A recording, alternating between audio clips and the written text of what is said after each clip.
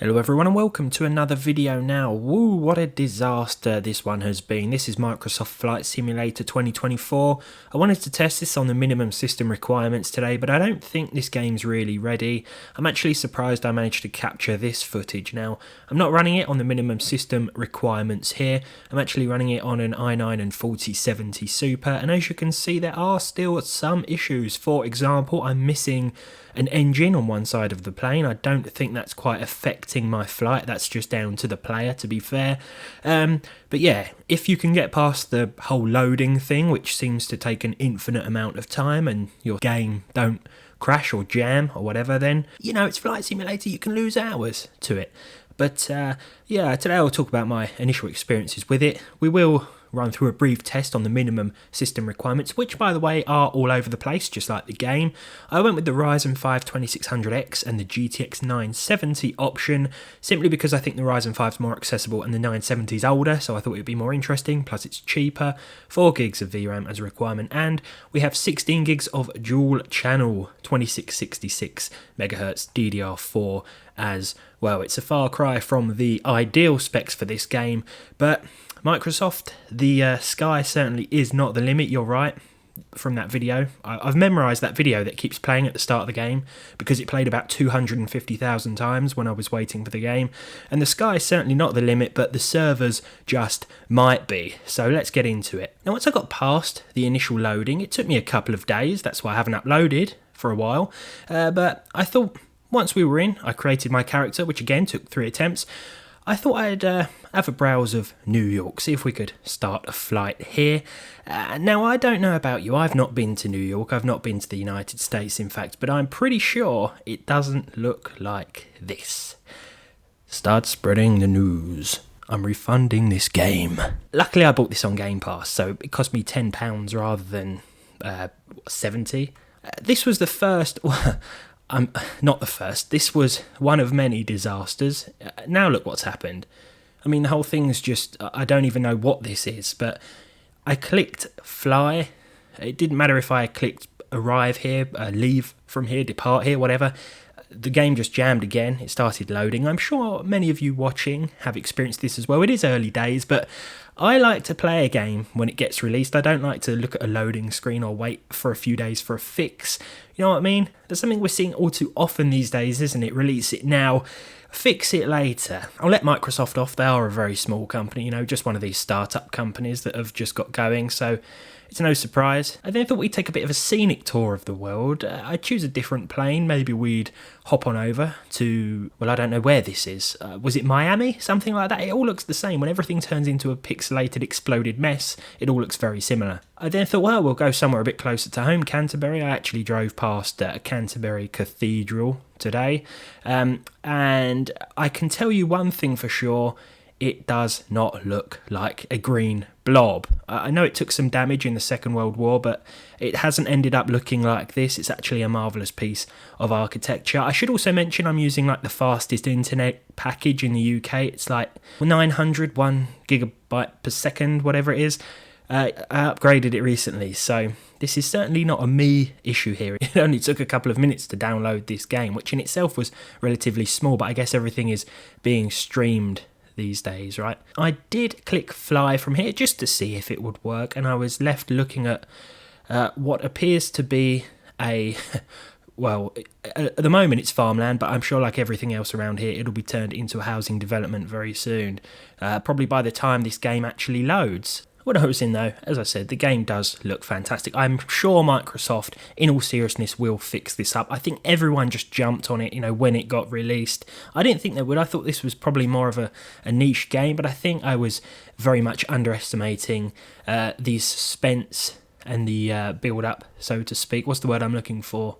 The hype. I underestimated the hype for this one. Everyone jumped on it at the same time, and it's no wonder they had server issues, especially if everything is sort of streamed in this game. Everyone was trying to jump on it at once, but it does look absolutely fantastic once we're in, I have to admit. And I'm sure in no time it will be resolved, all of these issues. I think a passionate team is behind this game. I think if you've got Game Pass, it's definitely worth downloading and giving a try. But speaking of giving things a try, we'll actually try the minimum system requirements now. The 2600X and GTX 970. So I went with the low end global rendering quality, the low-end preset as it were with TAA. There is FSR to choose from, but I thought we'd go straight in for TAA. If I could get at least 30 frames per second, if the world renders, of course. It may be that we're getting at least 30 frames per second because the world isn't completely rendering, but we'll have to wait and see. Again, it took a couple of times. Initial impressions are good though. We're getting 30 FPS plus looking at the loading screen, so surely things can only get better from here, right? Another loading screen here. Sorry, I took a lot of footage of loading screens, which I think was inevitable given the current circumstances and condition of the game thus far. But yes, let me jump into some actual footage. Can I just actually, can we just depart to the sun so I can fly there and throw my whole PC into it?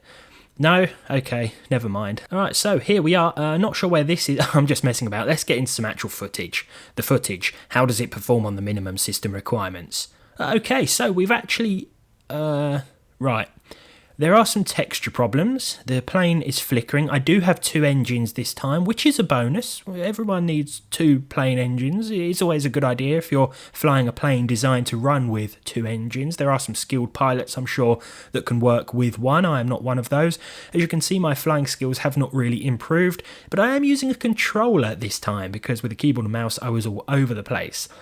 However, while I do have an engine, I have lost pretty much everything else, including the terrain and the environment. I'm not sure if this is the low-end preset at play here, but everything is sort of not popping in, and again, it's very early days. I think this is server related, of course. This video has come out way too early, I think, but I wanted to just give you my initial performance impressions straight away and a few impressions of the game. Now the 2600X Ryzen is still a pretty capable chip, as you can see, utilised at about 30% here. During the initial loading process, well, it was getting absolutely cooked, same as the GPU, which is running pretty warm. It's a pretty knackered old card, I have to say. The 970 I found in an old server, missing a fan, so I've hooked a Noctua fan up to it, running a little warmer than I'd like, but nothing dangerous here, all within reasonable temperatures, I'd say. As you can see in the current state, yeah, I don't think the textures are supposed to... Oh, I've got a co-pilot. She's very smooth. I don't think her textures have quite loaded either. She doesn't seem to be panicking though at our current situation regarding half of the world not rendering. I'm getting strange vibes from these visuals here, underneath of the plane flickering, as it has been for all of today's video. I think I'm above Miami, somewhere like that. I thought I'd choose somewhere nice to look at. Unfortunately, it's looking more like low poly Minecraft, something along those lines, but we are getting at least 30 FPS, so I can't slate Microsoft and the team for performance here. It's certainly running very well. I know half the world hasn't rendered in, but I'm sure when it does, it will still run with at least 30 frames per second. But this is something we're going to have to revisit. I just wanted to make this one because I wanted to put something out. You know, it's been a couple of days of me just trying to actually get into a flight, and when I finally did, I thought I'm going to take the footage, run with it, and create some sort of video. So if anyone wants to play it, even in its current state, you can see that it does at least run even on lower end and weaker hardware. I'm going to go for a landing now, not the best idea. There's no runway textures, not even a road texture to work with. I'm just landing in a 1x1 pixel here. And even the most skilled pilots are probably going to have difficulty with such a scenario. It doesn't help that I didn't really look up the controls. I did play the original Flight Sim 2020, and I don't think they've probably changed that much, especially not with a standard Xbox controller. But I should have really looked into it before. It was better than my keyboard and mouse experience, put it that way. Yes, I think if I have any passengers, they're probably quite upset right now, and my co-pilot as well. Let's just have a quick check on her. Why aren't you panicking? You should be more panicked than this. She's very good. She's very calm in this situation. I think we're going to leave it here. Thanks for watching. I'll revisit this at some point. Next time we'll be testing Stalker 2. Hopefully that gives us a bit better luck than this. But I'll see you all next time. Thank you and good night.